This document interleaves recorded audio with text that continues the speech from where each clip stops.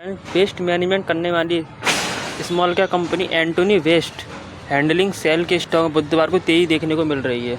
Company के stock में 7% से ज़्यादा ही तेजी देखी गई है, जिससे स्टॉक ने 459.80 रुपये के इंट्राडे हाई लेवल को टच किया है। इस तेजी का कारण ये है कि कंपनी अपनी सब्सिडियरी कंपनी के माध्यम से आंध्र प्रदेश में स्थित अपने 2 वेस्ट टू एनर्जी में 25% हिस्सेदारी बेचने की योजना बना रही है। कंपनी ये हिस्सेदारी जापान की इंजीनियरिंग कंपनी को बेचेगी, जिस कारण स्टॉक में आज 7% से ज़्यादा ही तेज़ी देखी गई है।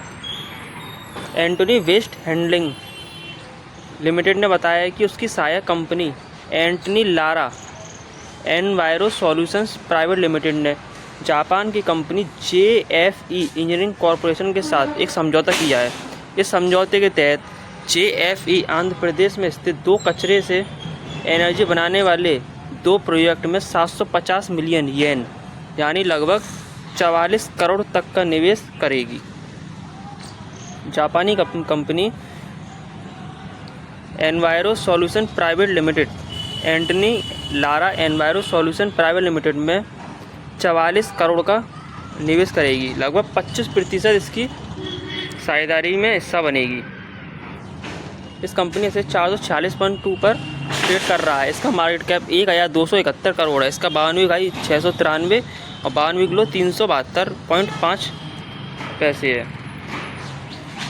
ये जापानी कंपनी 2 प्रोजेक्टों में निवेश करेगी। ये प्रोजेक्ट कौन से हैं आइए इनको जानते हैं।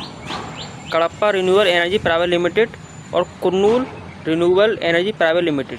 ये निवेश शेयरों के प्राइमरी इशू के माध्यम से होगा।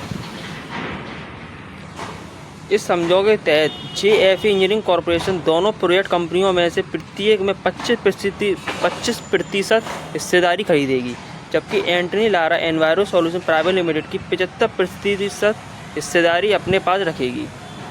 वर्तमान में ये SPV एंटनी लारा के पूर्ण स्वामित्व में है, लेकिन निवेश पूरा होने के बाद इसका स्वामित्व 100% से घटकर 75% हो जाएगा और 25% जापानी कंपनी के पास चला जाएगा।